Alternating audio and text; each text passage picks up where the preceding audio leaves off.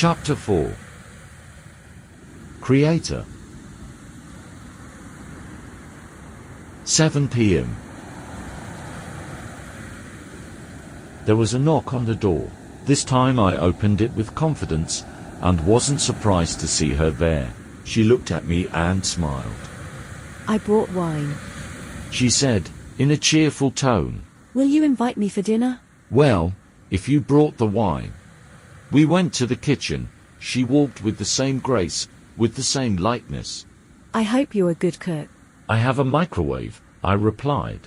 Do you realize that's not very impressive? Do you realize I'm not trying to impress you? You aren't? No, I am not.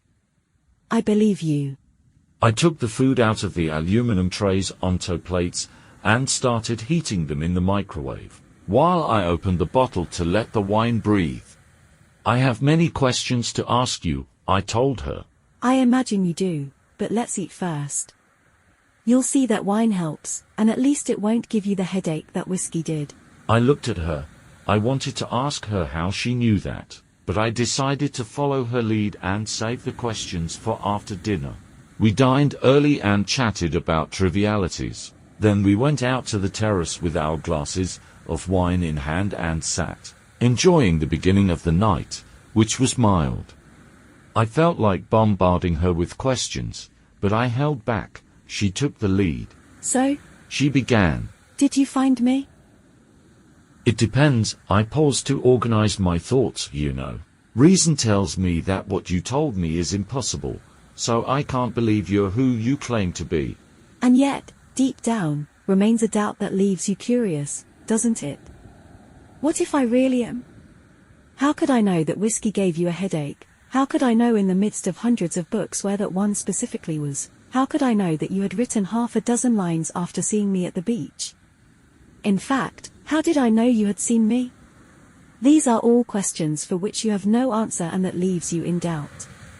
But I'm not here to give you certainties. Believe what you want to believe. I nodded. You also have to understand that if you are who you claim, nothing I read about you is very flattering. She laughed. Of course it's not. It can't be said that I have a very easy personality. Personality. A difficult personality, I can understand. But succubus, demon of the night, that's a little further up the ranks. You know, when you look at a completely independent and free woman nowadays, you still do it with suspicion. Now transpose that to 7,000 years ago in societies completely controlled by men and tell me what you think would be normal to happen. And look at me closely. Do I look like someone who steals the spirits of little children at night? They say the devil is charming. He would be, if he existed. And he doesn't. No. But God exists. Of course he does. And he created you. In a way, yes. In a way, you told me you woke up and saw your way. And you said he was a father to you. Not was. He is. But I didn't tell you he was God. He never even told me he was God. He told me he was the creator. So who is God? That's a question no one has an answer to. Not even Yahweh. What is God to you? For me, well, God is an eternal, omnipresent, omnipotent force. Yeah, but that doesn't tell you much about him, does it? It doesn't exactly reveal personality traits. That's true. So let me tell you this. God is everything.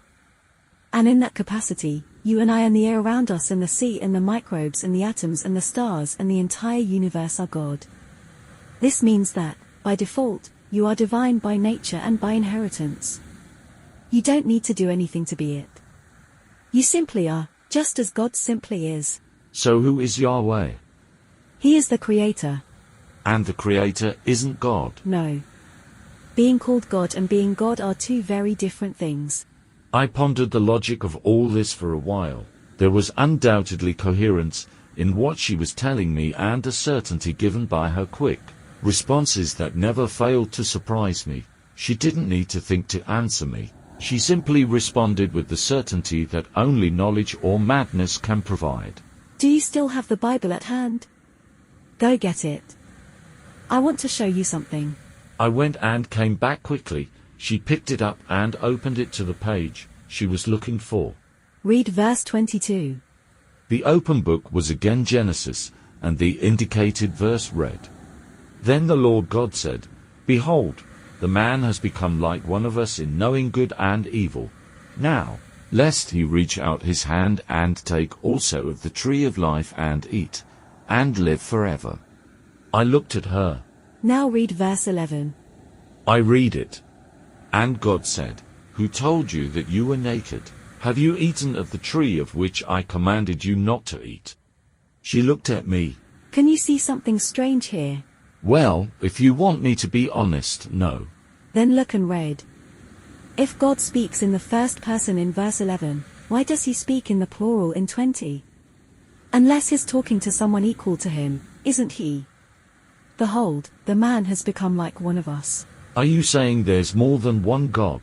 No, I'm saying there's more than one creator.